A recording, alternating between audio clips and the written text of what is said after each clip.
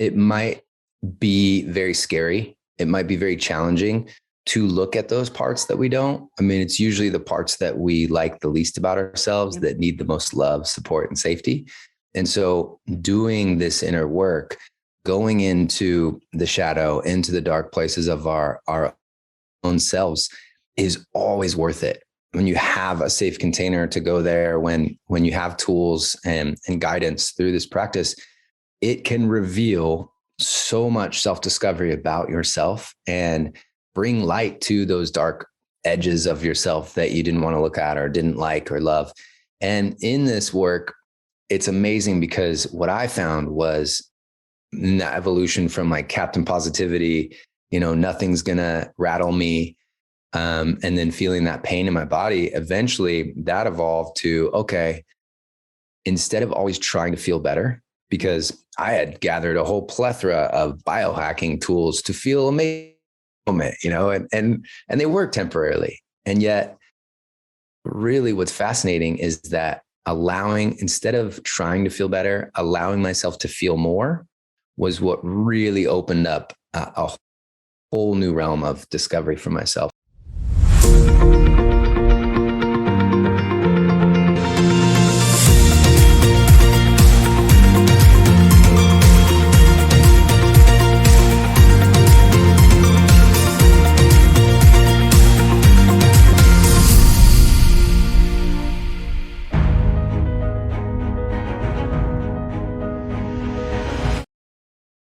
All right, welcome to another episode on Passion, Love, Pursuit podcast. I'm so excited to welcome on the show Charles Clay. Charles is an inner peace coach and healer, neurokinetic pain relief specialist, and the founder of Freedom from Pain group coaching. Charles offers a unique set of skills and self-healing gifts with his expertise and passion for supporting hardworking professionals in healing their back pain, releasing inner blocks and negative subconscious beliefs so they could share more of their unique gifts with purpose and fulfillment. Welcome to the show, Charles Clay. Yes, thank you. What an honor to be here. Yes. As I was mentioning, I've spoken to some of your good friends that are part of the men's empowerment group that you're also a part of in Austin, which is also done virtually. Let's see, it was Preston, Garrison, Stefano have all been on the show. Powerful men that are really making an impact on the world. And I know, as I've heard some of your interviews before, I could tell the impact you are creating and rippling into the world. So it's just so exciting to speak with such empowered men, and we need more of them. Absolutely. Yeah, it creates a ripple effect. We're all here for big reasons, not to play small. So when we get to play together as Team Earth instead of this unhealthy competition that's been taught to us for so many years, then it's amazing what we can co-create. Yeah, so true. And I'm sure you're witnessing a lot of that in the men's group that you're a part of. Since we're talking about that, I want people to know what is this we're talking about, this men's empowered group. So can you kind of share a little bit about that since you're part of the group?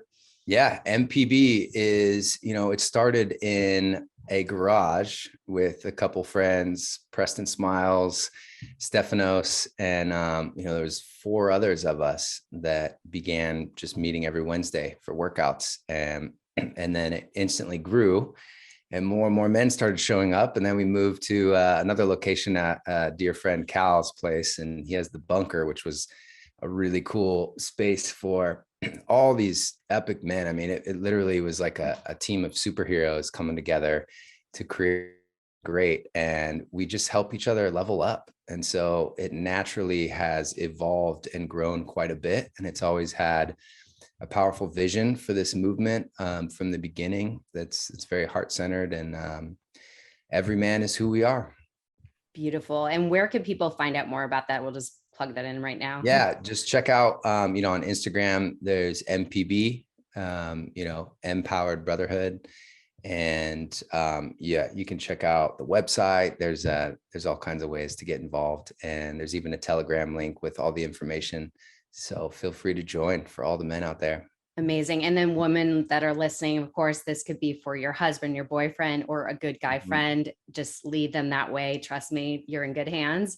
And you'll hear more about the men that are in the group from Charles today. So anyways, let's just kick it off. So let's see, what has been your biggest breakdown that has led to your biggest breakthrough? Let's just go deep. I love it. Let's deep dive right off the bat. Man, so many breakdowns, so many challenges. So,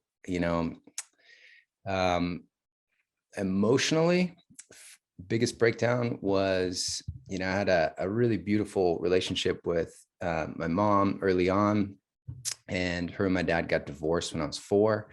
So that began the classic abandonment wound for me. And, when one of my first memories of my mom, this beautiful woman that I loved most, in a leather jacket I can remember the color of her lipstick, kneeling down and telling me that she was leaving because they were getting divorced, and I didn't know when I would see her again. And so to deal with those kind of emotions as a 4-year-old was, not something that we're taught. And so it was profound what that would eventually open up within me, and created that abandonment wound for me to heal throughout my journey. And soon she, met a new boyfriend and moved in with him in this little town called Preston, Washington. And so that meant we got to visit mom and had the best childhood memories in that little town. I remember going across the street and like meeting my neighbors, and one of them became my best friend, and we literally created this biker gang. I was 5 years old and created a biker gang called the Scorpions, and we would cruise around and just had the best imagination. And we built tree houses and all the fun things, and had this vivid childhood memories and this deep connection to my mom. And yet she suffered from depression and alcoholism. And when I was 10, she took her own life. And that was by far the most intense emotional pain I'd ever experienced, and didn't know what to do with it. I remember sitting at her funeral next to my brother and trying my hardest to not cry at my own mom's funeral, because I picked up this belief from other men that, crying's for girls and it's a sign of weakness and you can't show weakness.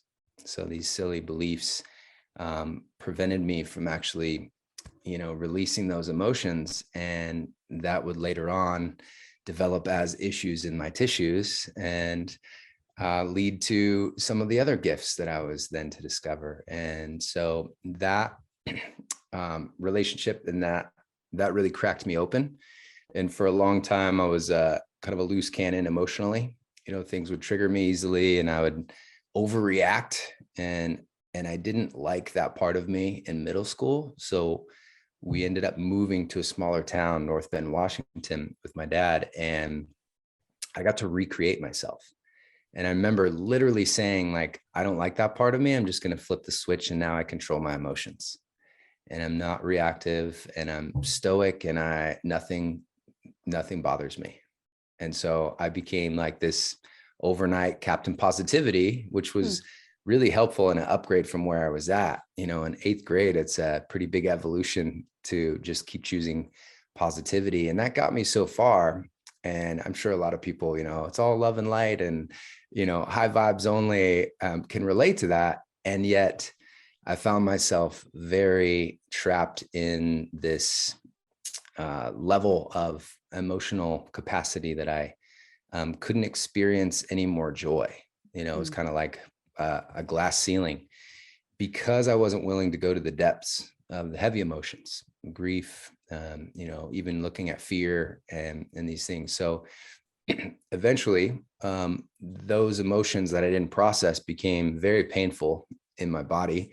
And I kept getting reoccurring injuries. My neck kept going out, and I'd have this like very painful experience in my body. And I was very fit and in good shape, but inside it was just all this, energy in motion that hadn't been processed, that was showing up and getting highlighted as pain. And so, I was so science-minded that I went and did all the, physical therapy, chiropractics, and, The normal stuff. acupuncture, all the things, Yeah. but it's always the last place you look. And so fast forward, I was on Mammoth Mountain with two other of my friends in 2008. So this is well after I graduated college and, became a trainer, moved to San Diego, living the beach life, and a health coach. And then on the weekends, I would go out and overindulge in sex, drugs, rock and roll, all the things to fill that, to escape from that pain, those painful emotions that I didn't want to feel. I wasn't willing to go there yet. And the universe gives you a feather. It's like, hey, you might want to make some changes here and come back into alignment with your purpose. And if we don't pay attention to that, it's like getting hit in the head with a brick. And that might be a nasty hangover or dealing with some consequences from some bad decisions.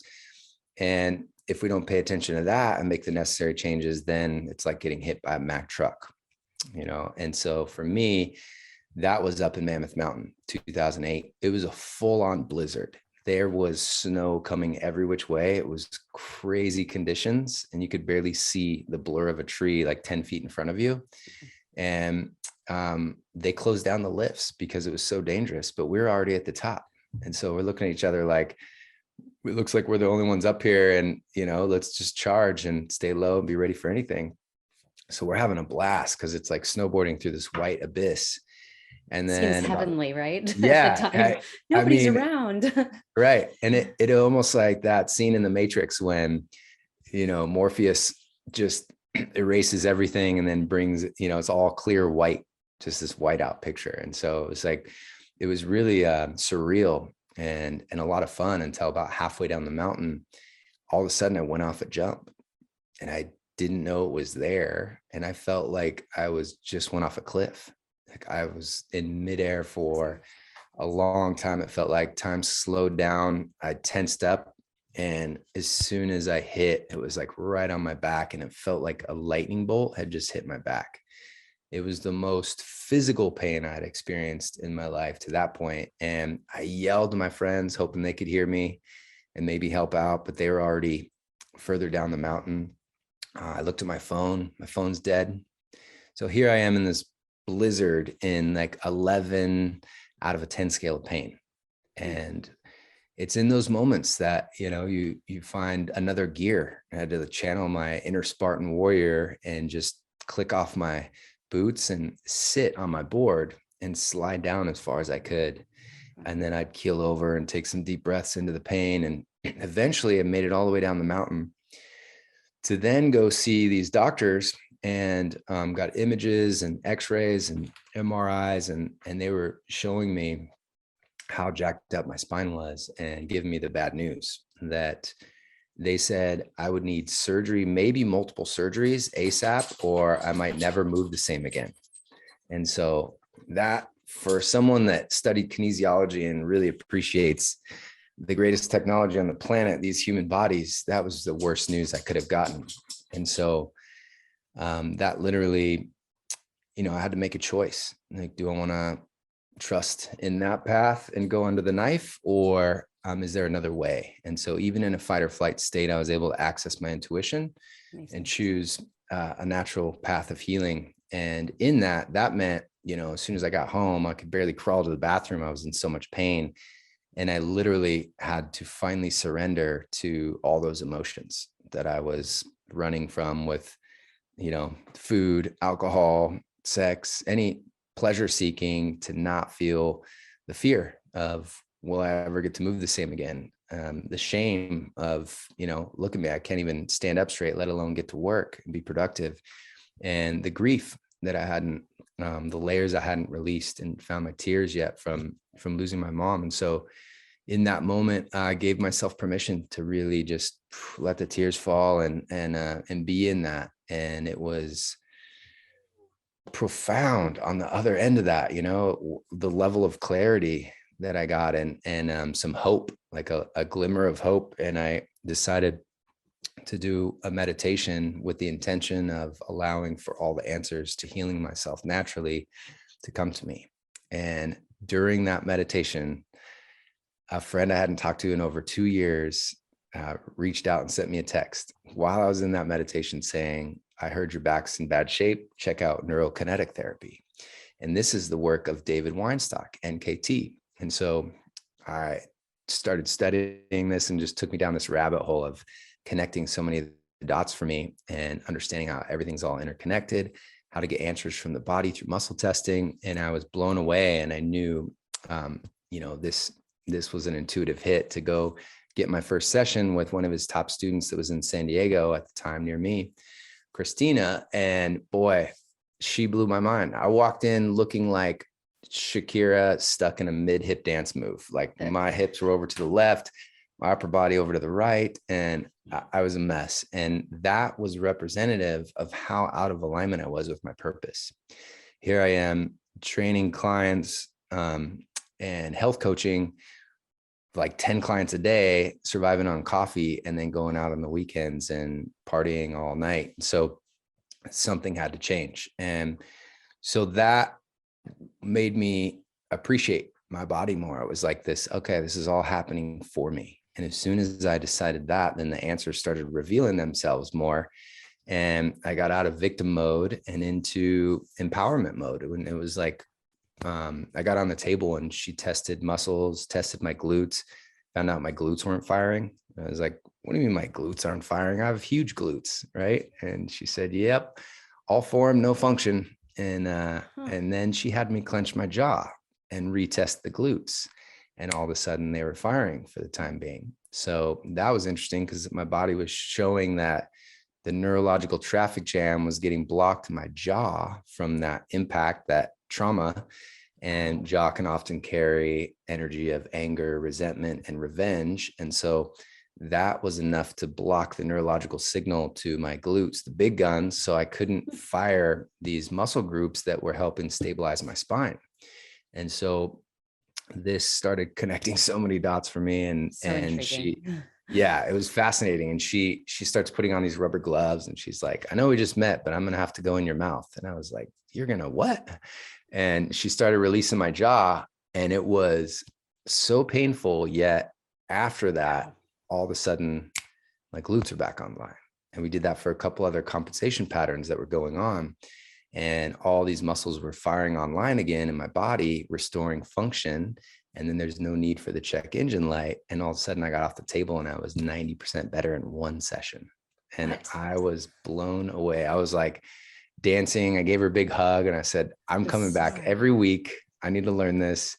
And I reached out to David Weinstock and went under his wing and took all of his courses and got to study with him and learn neurokinetic therapy and become a practitioner and begin my own practice. And so It's fascinating how, looking back, the most pain I experienced, that Mack truck equivalent, was what cracked me open to that breakdown, allowed for the breakthrough of these gifts to be discovered. And I think so many people can relate to that. If you look back at all of your challenges, how it was happening for you to help shape who you are now and to reveal these really important gifts, talents, and skills that each of us bring to earth that we can help others with. And it's been profound, getting to help others on their healing path and understand their pain as a check engine light, trying to prevent them from a major breakdown so that they can learn the easy way instead of the hard way like I did. And it's amazing to see, how people can heal really fast when they, use this protocol and use this type of, self-healing practices. And so that naturally evolved. And I saw a ton of people that, I get a lot of entrepreneurs that come to me with low back pain.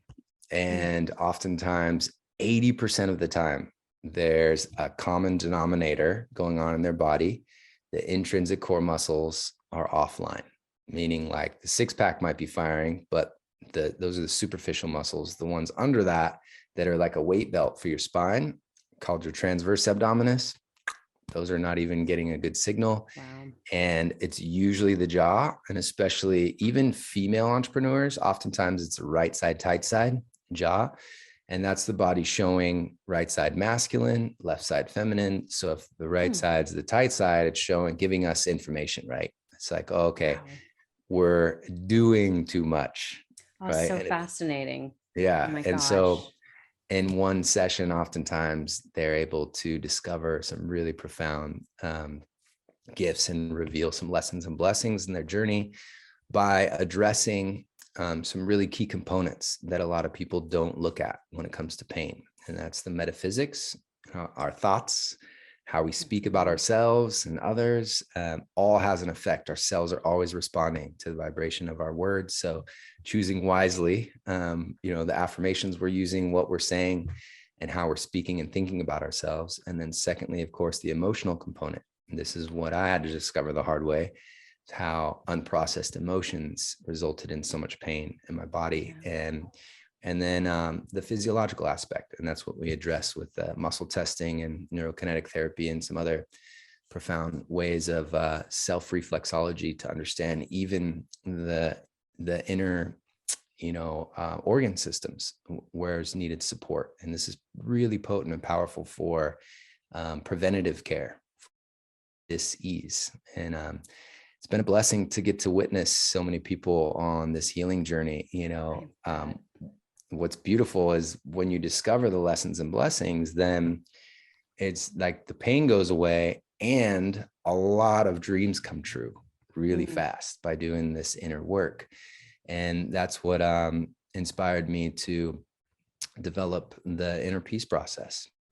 And that's literally what helped me finally heal that abandonment wound, which kept showing up as the same type of relationships. I'd fall in love and she would end up leaving me. And then I'm heartbroken, right back to what I experienced when I was 4. Can I interrupt? I know there's a lot there. Because I'm going to start unpacking this, because you just shared so much value in just what you shared, because there was a lot of layers to your story that revealed something new. And so I just want to unpack it all, because it's so profound and interesting and intriguing. And I want people to know really what this looks like under the surface, right? So first, I'm going to go back to the beginning, because you shared something really profound. And I think one of the biggest things, and I'm so sorry to hear, of course, I know this was when you were 10, but I'm sure it still lives with you very much today, of losing your mom, especially to suicide, which is horrible. Couldn't even fathom that. But what I really want to unpack is you being a 10-year-old and being at a funeral and not wanting to cry, because you felt as a boy, you always were, you were trained to think in your subconscious mind that is, unmanly, that it's weak. It's, I can't be seen this way. And I think this is so important to pull out, because this is what has been proven scientifically today, is how emotions get trapped in our body. And if we don't move them through our body, it will always be re-triggered, and it will show up in so many different facets. So speaking to, and I really want to pull this out, because I think this is important, because my boyfriend has a daughter. She's 11, or sorry, 12. And I think this is really important, that kids think it's weak to show emotions, to show empathy, to show compassion, just to show deep emotions, right? And to cry. But yet they feel things. They feel these emotions. So I'm curious, if you were speaking to the parent today, the parents that are listening, what would you say to that parent that has a teenager, that has a child? It could be really any age range, like you said, 4 to 18, right? What would you say that parent to help them guide their child in making them feel it's okay to feel your emotions? And what would you say to that parent? Yeah, it's a great question, and so important, because even when we hear our babies cry, it can create something within us and put us into this fight or flight. What do? I need to do something quick, right? And so instead, one of the greatest tools is right under our nose. It's our breath, right? So I teach a 4-8 breath, and it's really simple. You're just breathing in for 4 seconds and then exhaling for 8. So it allows your nervous system to calm and slow things down, so you can see what's present and how you can hold space in that moment for their experience. And then second is helping them name it. I see you're going through something. you know, you seem frustrated, and helping them understand that by naming the emotion, it's kind of like, this is a silly analogy, but it's like a burp or a fart. It's like letting it out of your body so that it can be seen in a different way. And so that's a key first step, is just acknowledging, what they're experiencing. And then they feel like, oh, okay, they get me, like they understand where I'm at, and then allowing a space for that to be felt, that it's safe, it's okay to feel that, all of your feelings are perfect, whatever you're experiencing. And so, and then offering, would you like a hug? Would you like to talk about it? Is there something that you need? And those type of things allow them, it's actually like the less you can say allows them, but the safer you can create a container for them to move through the experience. And oftentimes they'll come to their own conclusions and their own realizations. And instead of like, oh, hurry, we gotta, get you out of here. And, or even, here's an example, like, when my girl trips and falls, and she, hits the ground, and, instead of actually running over and helping her up, I say, okay, you had a spill. Can we get back up? And she gets back up. And oftentimes, like right when that happens, the impact, they're usually looking right at their parents, like something just happened. What happened? And their eyes are open wide and they're looking at us. And if we're freaking out, like, oh my God, are you okay? And they realize, uh-oh, something bad happened, right? Based on our reaction. But if we breathe, stay calm, can you get up? Are you okay? Can you pop back up? Then when she gets up on her own, like oftentimes it looks like super painful, but maybe she doesn't even need to cry in that experience. And then we cheer her on when she gets up, she gets herself up. So positive reinforcement it's super empowering for kids, and there's times, when, they might need help getting up, and that's okay too. But in general, like a small spill is getting them used to, empowering themselves to get up, and then the praise comes at the other end. And so there's a lot of ways to navigate that. And the best way is to do our own inner work. And that's what I love about the process and getting to share this with so many, because it's literally, you can choose, this feels uncomfortable. And the mind will be like, here's tons of Band-Aids to hurry up and avoid this, by going to the fridge, stuff it, go on Netflix, escape from it, grab a cocktail, numb it out, or get on Instagram and find a scroll hole of dopamine to anything but feel this. You can witness all that, slowing it down with your breath, and then choose a process step by step to go to the source of it and resolve it for yourself there, and witness as this energy finally metabolizes in your system. And then, you've healed it, when the things that used to trigger you before don't have the same, poke and prod, and the same buttons don't get pushed. And this is profound, because these are deep generational wounds that get passed down in programs. And the more we choose in that moment of uncomfortability to do this inner work and have a process and some tools to resolving that for ourselves, that's one less generational wound or negative belief pattern or program that needs to be carried on to my daughters, and my kids moving forward. And so it's literally creating huge generational healing just by doing our own. I feel like that's the greatest thing we can do on this planet, is take responsibility in our own deep healing. Yeah. I mean, if you are a parent, it is your responsibility to be that example for your children. And by doing this inner work, you could uncover what is not serving you and possibly not serving your kids, just by the way you subconsciously are being, like, you're not even aware of your being. And I know you talked about this positivity and being a light, love and light. Mhm. I always say love and light, but Yeah. it's loving all parts of you and being able to see the dark, see the light, and then loving the whole totality of your experience, your beingness, right? Yep. And some people, very often, people don't want to look at the dark Mhm. because they don't want to re-trigger, they don't want to feel that pain, that shame, that Right. guilt, whatever it may be, or that grief again. And so a lot of people will suppress it, as you mentioned early on. Mhm.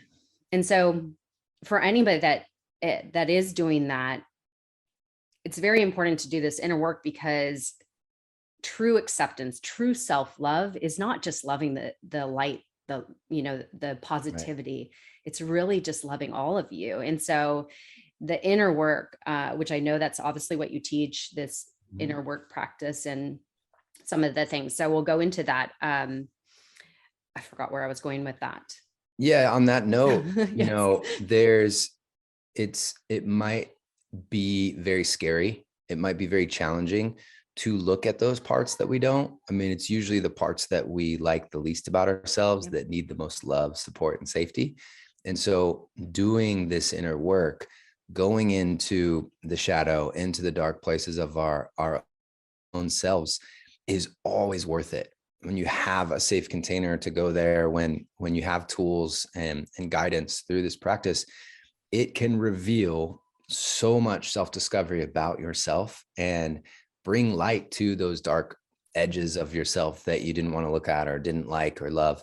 And in this work, it's amazing because what I found was that evolution from like Captain Positivity, nothing's gonna rattle me, and then feeling that pain in my body, eventually that evolved to, okay, instead of always trying to feel better, because I had gathered a whole plethora of biohacking tools to feel amazing, and they work temporarily. And yet, really what's fascinating is that instead of trying to feel better, allowing myself to feel more was what really opened up a whole new realm of discovery for myself. And that allowed me to go deeper into grief, into loneliness, into anxiety, and invite it's energy, and energy is information, and it's here to show us something. And so if I want to break it down, and I sat with it longer than I ever had before, even anxiety, I invited it in for tea because I was sick of trying to push it away as this uncomfortable feeling. And it would, elevate, super uncomfortable in certain situations. And I tried everything to get rid of it. And it doesn't go away until you go into it and understand what this information, this energy is here to show me. And inviting in anxiety for tea was revolutionary for me. Hmm. Again, allowing myself to feel more.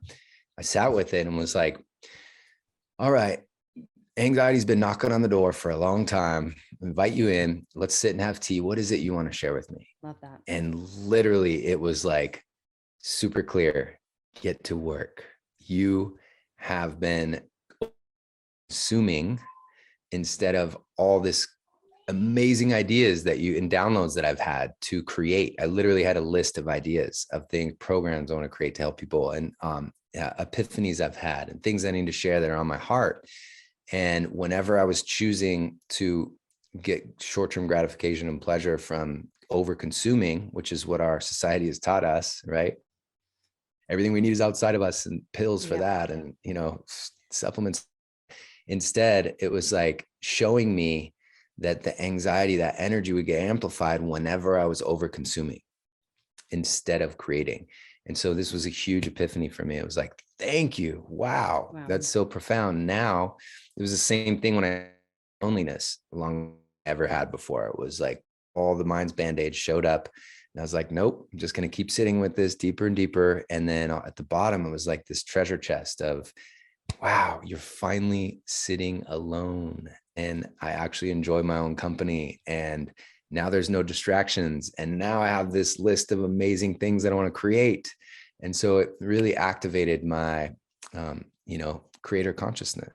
And, Beautiful. I love and that. that was profound because that way, every time I would feel loneliness after that. It was like, it didn't have the same charge or scariness to it. It was a reminder. It was like, oh yeah, sweet. I have this distraction-free space, you know, and I love my own company. Now I can charge and fill my cup with my own space, you know, and whereas before I was an extrovert and needed to go out and get energy from others. And now I can like really fill my cup, then go out and share from overflow. Beautiful. And so I appreciate anxiety and even loneliness because of what they taught me. And each of these emotions has these golden nuggets to discover about ourselves, and the power of going there, like going deeper in the depths of those heavy emotions or what we consider bad emotions. We're the meaning makers of that.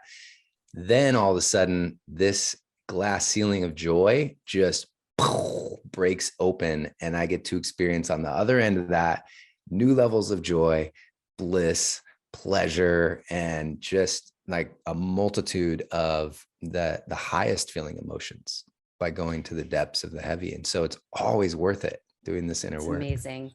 I was going to say, that was just so, I love what you just said that I lost train of thought. All right. I was going to say that, oh yeah, how many people were triggered by what he said, how he used to, consume everything, like kind of distract himself, like he was an extrovert. So he would always, be wanting to be around people, and that somewhat of a fear of loneliness, being alone. And then I just think so many people could probably relate to that. And maybe it's a trigger for you. Maybe this is your sign that to maybe go within, maybe create alone time and see how you feel.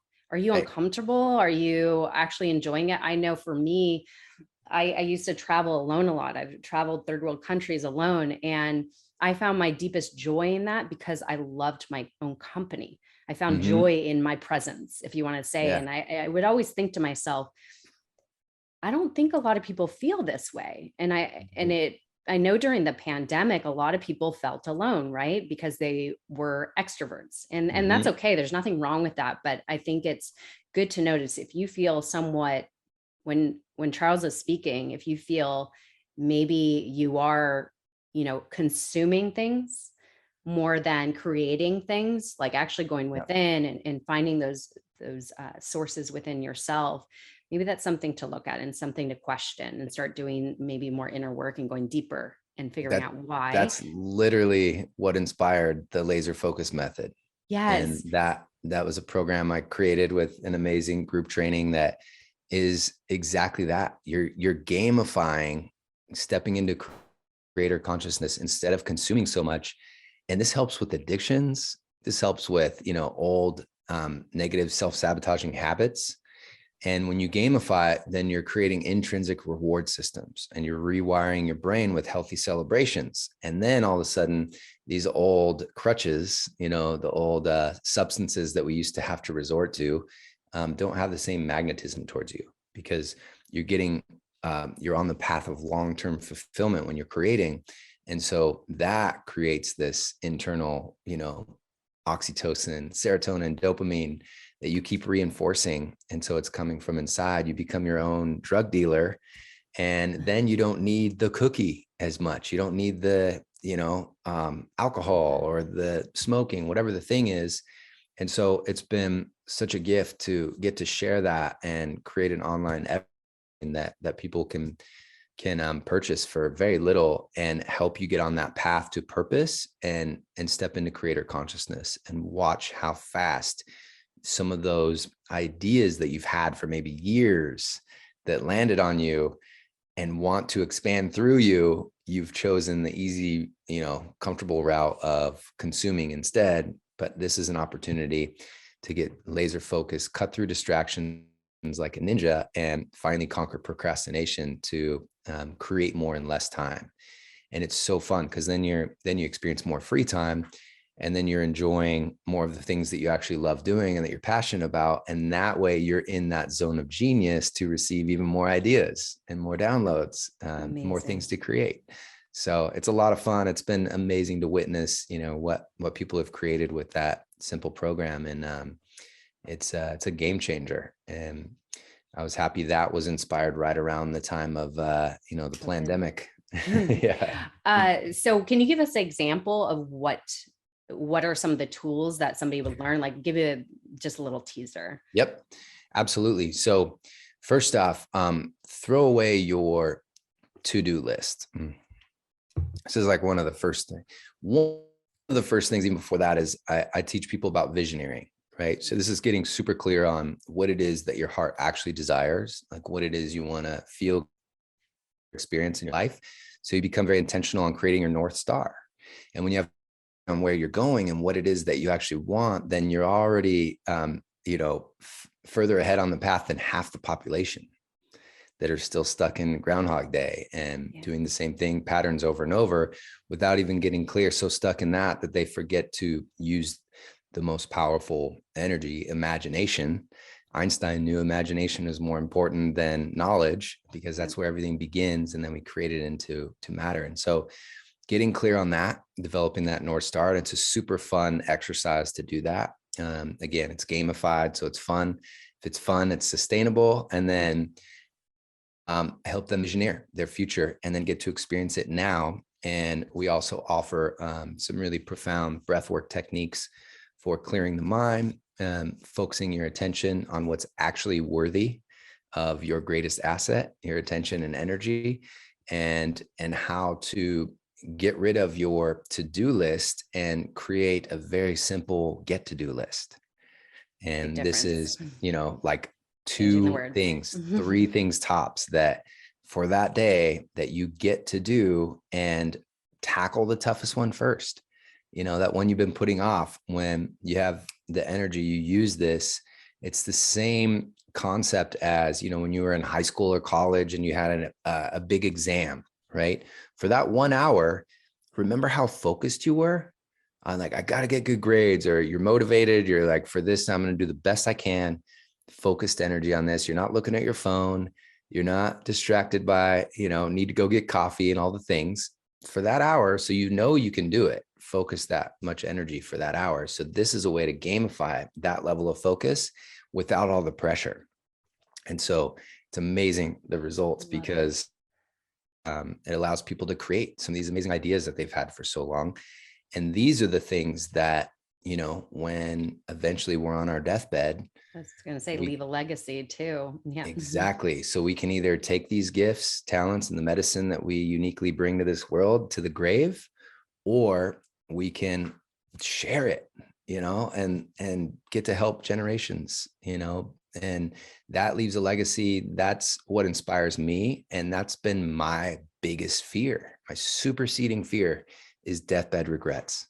Yeah. It's, looking at, I've been so close to death with my parents that, the ones I love, that I know it helps me like fully live life, knowing how temporary this is.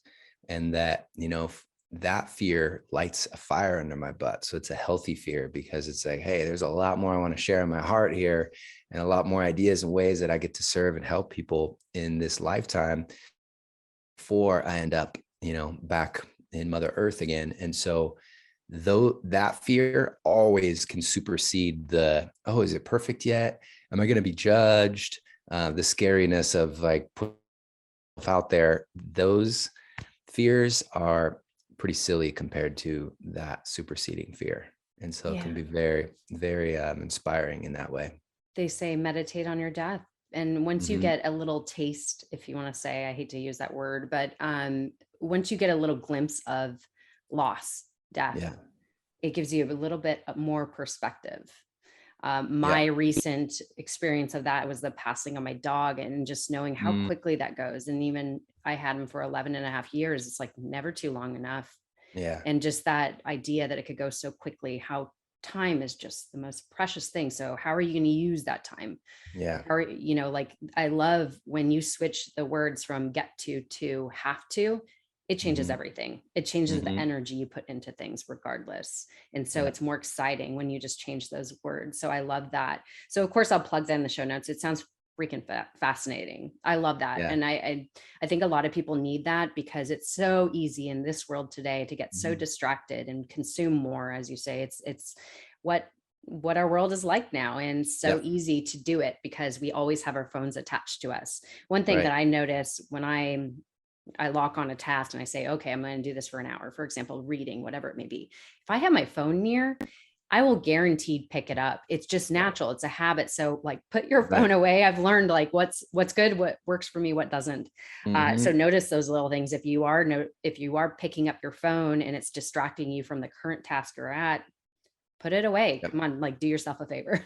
Right. But I was going to say, when you were talking previously about alignment and noticing, and there's so many topics to unpack here. And of course, I know we're not going to get into it all, but when you noticed, or when you had this intuition hit that your body being out of alignment was a sign that you were out of alignment with your purpose, which I know uncovered so much more, and it got you deeper into learning what you did learn, which was really fascinating. I'm sure if anybody's interested to learn more about this neurokinetic, what's it called? Neurokinetic therapy. You nailed it. Yeah. NKT. Yeah, it sounds really fascinating. And it's something that probably people don't even think about, of where our pain is coming from. There's always a root cause to things. Yeah. And a lot of people don't go deep into looking at that, because we just, go to the quick fix, right? The pain relief, or whatever it may be. And so that's really important. But talking about alignment, because I think alignment's a really important topic. How does somebody it sounds really like a simple question, but how does somebody know when they're out of alignment? Like really be in tune with what is in alignment with them? Like, what would you say to that? Yeah, it's a great question. So a simple way of answering that is our natural state is of inner peace, right? Of calm, of a natural state of inner peace. That's our home base. And so anything that's in the way of that, or that's moving through us, that's not in harmony with that, is worth taking a look at, learning from, and honoring, so that we can come back to that natural state with the gifts that reveals, right? And that's what inspired the inner peace process, because we're not taught this in school. What do we do when this uncomfortable feeling comes up? There's 400 million people, I forget what the quote is, but so many people are dealing with anxiety on the regular basis.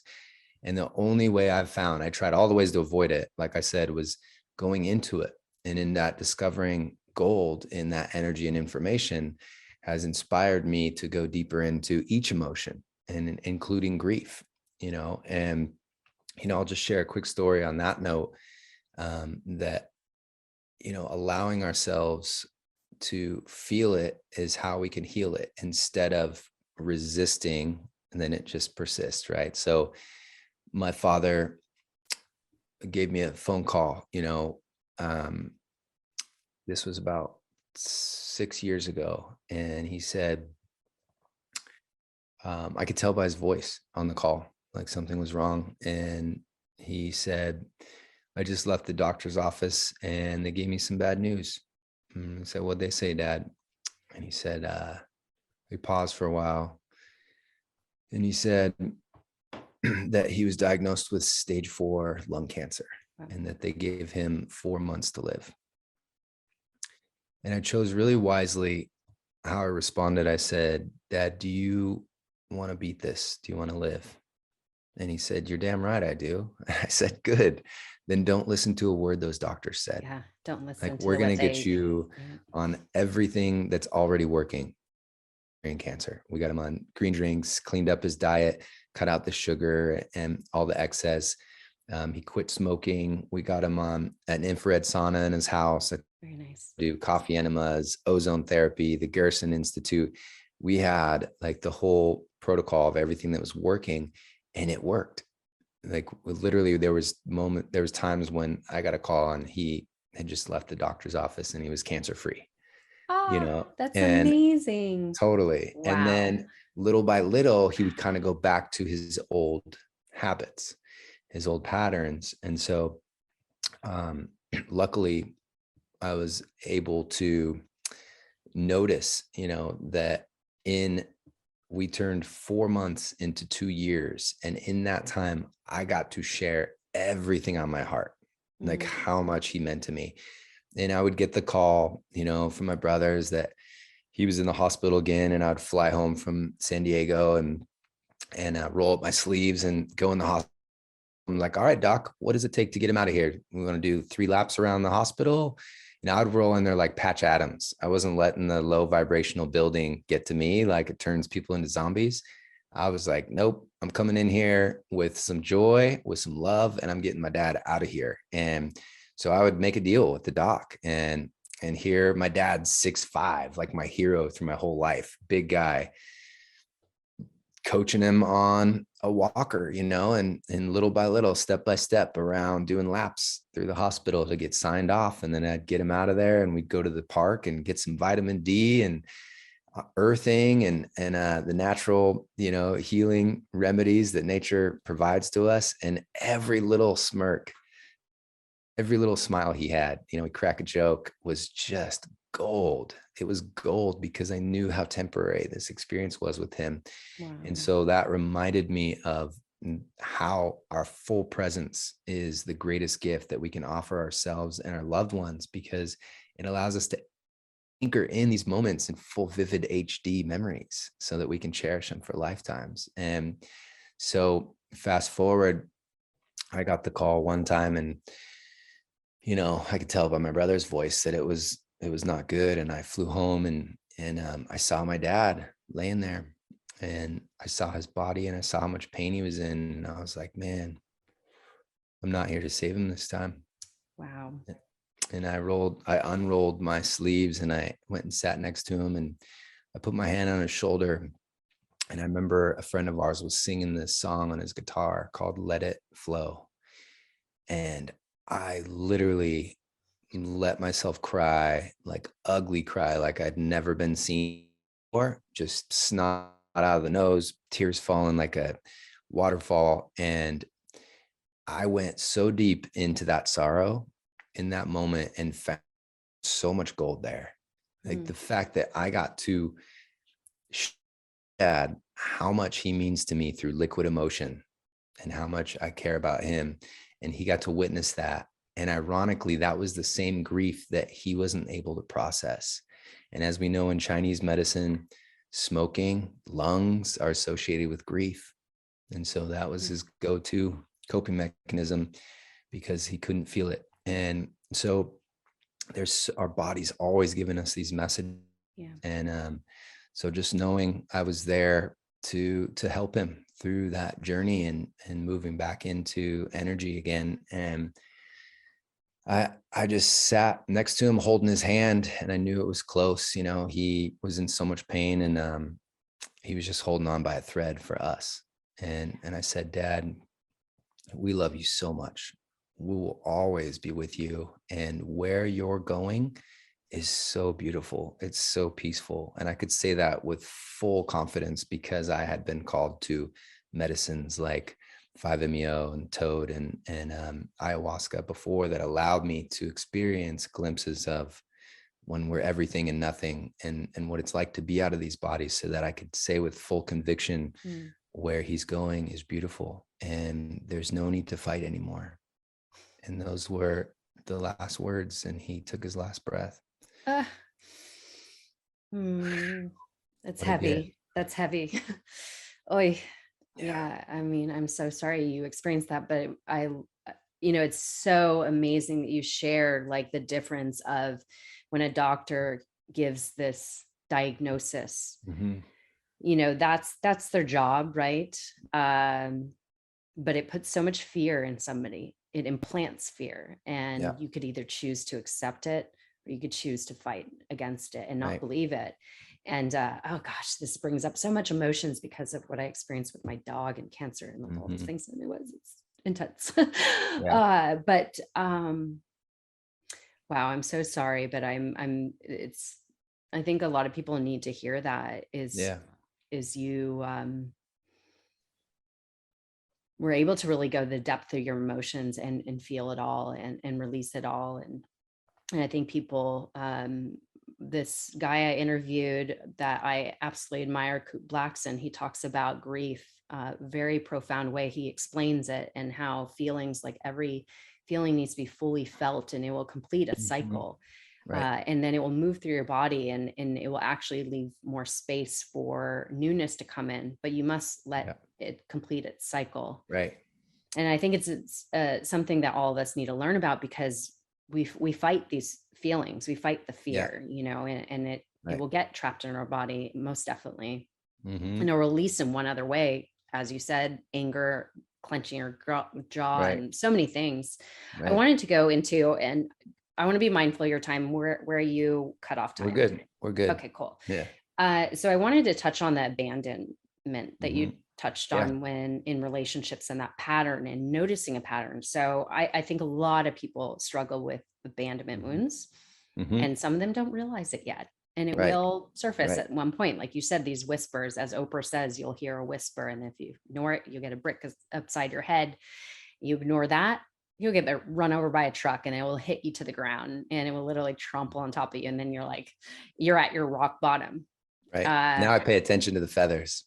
yeah, it's really In important. It takes micro time. alignments. Yeah. Yeah, it takes Mm-hmm. time, but it takes that silent time to being with your own thoughts, and really Mm-hmm. letting yourself listen to that. If you're always consuming and always distracting yourself, you won't hear those whispers. It will Yeah. be impossible. Right. So, going into the abandonment wound, I'm Mm-hmm. curious, how did you begin to recognize this? I mean, obviously, it sounds like you're already doing this inner work. Mm-hmm. So, how did you begin to heal that abandonment wound? Yeah.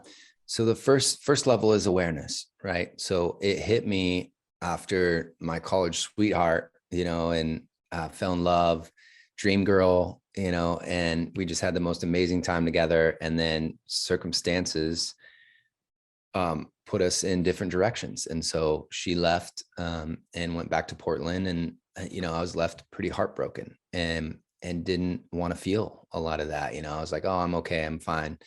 And so just powered through. But later on my 32nd birthday, fell in love again and met my, next girlfriend on that birthday.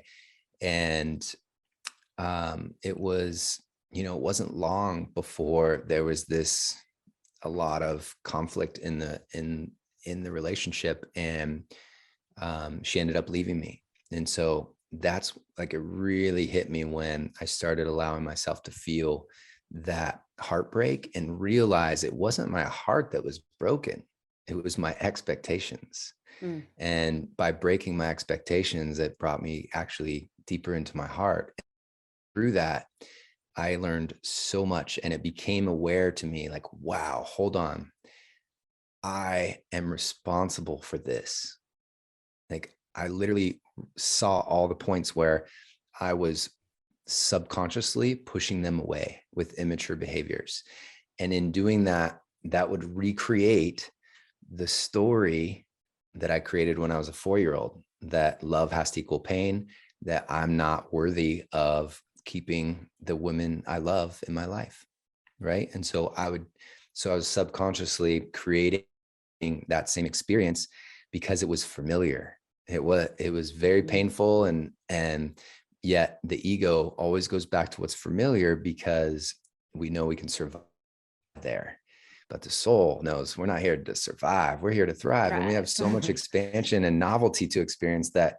So that literally helped me connect so many dots and develop the inner peace process from picking, intuitive teachers and practices that I had learned. And I pieced all this together in a process that was so simple and easy to digest. And so for me, that looked like, okay, when have I felt this type of sadness before, this grief? And of course, it took me back to my first naming it and noticing where it would show up in my body. Back then it was my gut. It would show up right in my stomach, and it was like this knots in my stomach. And so that's right back to when was the first time that I experienced this, my 4-year-old. And I could remember vividly my mom living. And so getting to reparent that version of myself, like getting to check in with him. And when I first checked in with him, he was like arms crossed, back against the wall, wanted nothing to do with me. He was pissed at me. And so rightfully so, he felt like I had abandoned him too, that part of me. And so I just kept checking on him in this meditative state through this process. And he began opening up with me, and we got to hug it out, and we got to cry. And I asked him, what do you need? And he, he needed a hug. He needed to know that he had support through that process, because he was stuck in that loop, in that story. And so I essentially, as my current self, got to rescue him and ask him if he wanted to leave that experience now. Do you want to come see everything that we've created up till now? And he was excited. And then when I would check in on him, he would be, excited to show me on this old art table that we had, this wooden table in that house, like what he was creating. And that was a sign of, stepping into creator consciousness again. And that was resolving. And I could literally, when I opened my eyes from this experience, I could witness that same spot in my gut dissolve. The energy was finally getting resolved. And so my body could finally metabolize it. And it was fascinating. I knew I was onto something, because then I was able to get super clear on what it is I did want. I kept dating the same type of women. For me, it was this pattern of like, beautiful damsels in distress. And I got to kind of be like the hero, ego. And it was short-lived relationships, and they kept getting shorter and shorter and shorter. And I was like, no wonder I'm not actually fulfilling what I ultimately want, which is my queen. I want to create a family. I want to have kids. And so I got super clear on that, began some very intuitive, esoteric practices to send my queen pleasure and connect with her energetically. And there's a whole chapter course on that, calling in your soulmate. And so it was beautiful how healing that abandonment wound, had I not done that inner work, this would be jumping back into a relationship with these again. Right. Yeah. And so instead, now, because I've resolved that for myself and brought love and support and safety to those parts that needed it most within me, now I've called in my queen and have the most amazing relationship where I don't have skeletons in the closet. I don't have secrets to hide.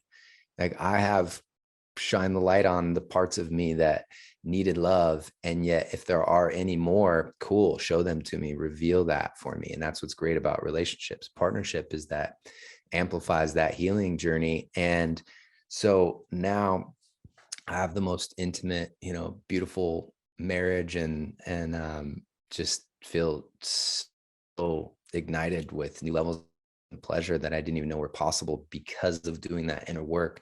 Amazing. And getting clear on what I ultimately wanted for long-term fulfillment. And now we have our baby Sophia, that is such a sweetie. She's turning 2 in May 2nd, and she's my greatest inspiration. Her and our baby on the way. Every time I'm triggered and I'm hit with some uncomfortable feelings or something's coming up, I can choose short-term gratification and perpetuate it, keep it stuck as issues in my tissues, or I can take my own medicine and take it through the inner peace process, step by step, resolve it for myself, and not only clear these old generational wounds and patterns for myself, but for my children too. And that's what inspires me more than ever to keep taking this medicine. Yeah. And it is such a gift to get to share this, because so many people are empowered when I guide them through this journey, this inner peace process, and then they're given the take-home version of it. So now they have this tool that they can use whenever they're uncomfortable. And you get to a point where it's like, ooh, I'm triggered. This is interesting. Let me like, figure what do out I this. get to discover about myself, And so it's like leaning into that with curiosity instead of this, put up the defenses. And so it's very empowering. And I just help remind people that you are your own greatest healer, and that there are some really powerful tools to help you along your. And it is always worth it showing up for this inner work, and allows for so many dreams to come true, in wealth and abundance and relationships, and your harmony within your relationships, and even health, eliminating dis-ease. And so it's been really a blessing and such an honor to get to share this work. Yeah. And I think it's being committed to your growth. Like as long as we're on this planet, the liveliness is growth. Like everything that's alive is growing. It's ever Yes. evolving. And there's sometimes obviously you go through seasons, there's a death, but there's a new birth. So it's being committed to that constant cycle as long as you're on this planet. And so, of course, anybody listening to this podcast wants growth in their life. They seek more. They seek to be their best self. And so I think one of the most important things you mentioned is taking that full responsibility. Like, I'm a part of this equation. So what is my part in this? Like, what do I need to take responsibility for? And I think a lot of that stuff always shows up in relationships. That's where you, like, the biggest learning you could have is in relationships, because they're almost the most triggering. And especially when you're in a long-term relationship, the more surfaces, it's not as like, butterflies and sunshine and all that. So it could be the greatest teacher when you go into the depths and create that vulnerability and that space to have those deep conversations and not be afraid of them. Like, I think it's important to create that container in your relationship to have those tough conversations and, kind of be that mirror to each other and help each other through that growth is super essential. And I know you talked about what you were talking about, the parenting. This is sometimes referred as inner child work. And so it sounds like, thank you for kind of sharing some parts of your inner peace process. So is this for women and men? Absolutely. Yeah. I work with both men and women, and it's, those that feel the intuitive call to reach out and learn more, I'm happy to connect. It's easy. Shoot me a DM on Instagram, charlesclay.coach. If inner peace process interests you, just type IPP or the laser focus method, or even freedom from pain. If you're experiencing low back pain or pain that keeps showing up from past injuries, there are some powerful lessons and blessings, and your body's trying to give you some important wisdom and knowledge that you can learn from that. And I just help people on that journey. Thank you. Well, I know you're also offering $200 off the enrollment of your Freedom for Pain live online group. Am I correct? Yep. Awesome. Yeah. So FFP, just shoot me a DM with that, and I'm happy to offer $200 off that entire enrollment, as well as those that need support in any of these areas. I offer 15-minute support calls to reach out as long as space is available. So I'm happy to offer that for free as well too. Feel free to reach out. All right. I'll plug everything in the show notes, of course, and where everybody could find you. So I know you've shared so many lessons already, but I always close off with one particular question. So if you were to leave a piece of wisdom that you've learned in your life's journey that you feel would be a life lesson that you feel anybody needs to hear today, that one significant piece of wisdom, what would that be? I love it. There's so many. I'm gonna refer to nature for this one, because nature is always teaching us, and this is in alignment with what we've been sharing. If you watch the trees, right, we're either growing or we're dying, and trees so eloquently every fall just let go of their beautiful leaves, right? Just let them fall. And they know that it's okay to let go, because that allows them to grow deeper roots and longer branches and new vibrant leaves, right? So humans, we just love holding on to stuff. It's so hard to let go sometimes.